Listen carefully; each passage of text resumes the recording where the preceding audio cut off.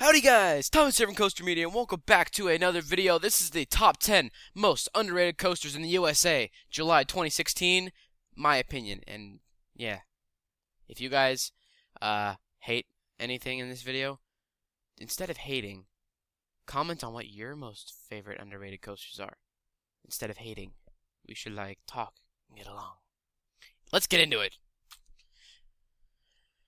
Number 1, not really, number 10, is Raging Bull at Six Flags Great America. This ride is like a Diamondback, but with twistiness. So it's a really good ride, B&M, hyper, airtime, and it's really underrated. No one ever talks about it or anything. People never talk good things about it. All they do is talk about Diamondback and Intimidator's not that good. So why don't they talk about Raging Bull? Come on, man. So that's why Raging Bull is at number 10. These aren't really in order. I mean, the top 3 are, but everything else is just kind of on the list. Number 9 is Vortex and many other arrows. Now, I do understand that some arrows like Anaconda and Magnum are actually bad. Like, they actually hurt. But these arrows are fine. People always say Vortex sucks, and Vortex is actually in my top 10 favorite coasters. It's pretty good. It has a really awesome layout. It's just fun. Vortex is one of those fun rides, not one of those thrill rides. It's just fun. So Vortex definitely is very underrated for that reason.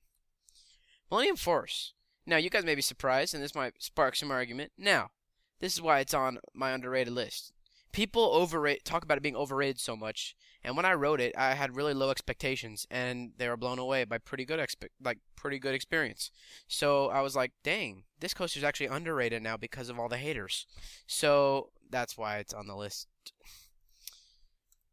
Alright, Raptor. This ride, for the same reason, I had really low expectations and they were blown away by good experiences. Raptor was awesome. Like, all 3 rides at Cedar Point had the same deal.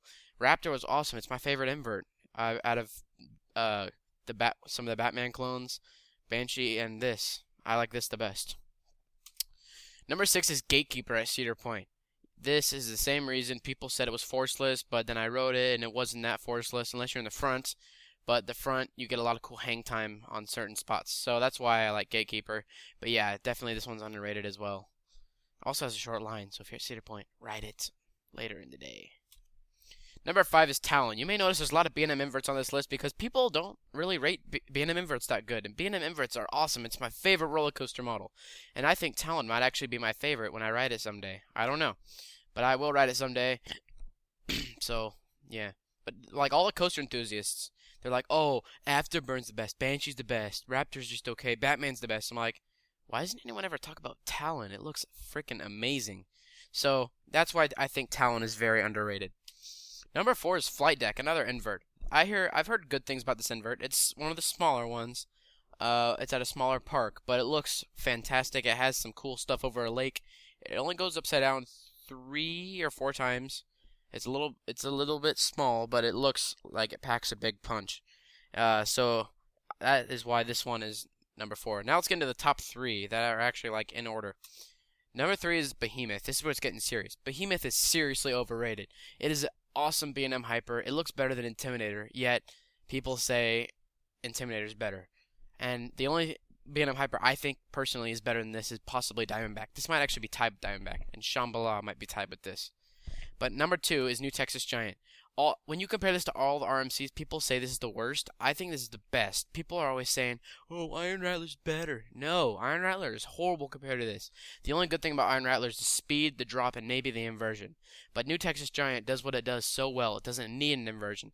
You're basically upside down on some of those curves. You're flying out of your seat. You never touch the seat on this ride. Yet, it also gives a long ride, unlike Iron Rattler. So Texas Giant is definitely superior to that. But it's still underrated. People don't like it compared to other RMCs. But I still think this is a good one. But yeah, this is underrated for sure. Number 1 was Son of Beast at Kings Island. This ride was fantastic. It used to be overrated, but now it's sort of become underrated now because people have said so many bad things about it. Yes, it was rough, but if you can't handle roughness or you don't like riding things like this or you have health problems, don't ride. Some crazy lady with heart issues or brain issues rode this ride and she died. No, she didn't die. She got injured. Sounded like a GP there for a second. Dang. common sense to say die because we're talking about roller coaster. Anyway, she did not die. No one ever died on Son of Beast. She was just severely injured because she already had an issue. She did not read the warning signs and she wrote it, therefore shutting down Son of Beast and getting it ripped down to the ground. Thank you, stupid lady. If you're watching this video, we all hate you. Good. Now, Son of Beast was an awesome ride, and it's just kind of turning into a very underrated ride. People are saying really bad things about it. It definitely had a lot of potential. Like, it could have been a lot better. Here's the quick story, though. So Kings Island, it was being built by the Coaster Corporation of America, or Great something like that. I forget. It's some really crappy company that no one cares about. Anyway, so Kings Island fired the company about halfway through construction because it took too long. And Kings Island basically finished it themselves, and certain parts of it they probably didn't construct it right because now it was torn down. It wasn't Kings Island, it was actually Paramount. Thank you, Paramount. You ruined Son of Beast as well. Anyway, so this ride had many issues and many people riding it with issues, so that's why it's no longer here today. We'll always remember it. It has a nice, awesome tomb, Banshee. We'll remember it forever. And let me know what you guys' thoughts are on your top 10 underrated coasters, or just some of your coasters that you think are underrated. So I hope you guys enjoy. Like, comment, subscribe, turn on notifications so you guys can be notified of live streams or anything being uploaded to this channel. And I will catch you guys next time. Give me some of those opinions out there. Bye.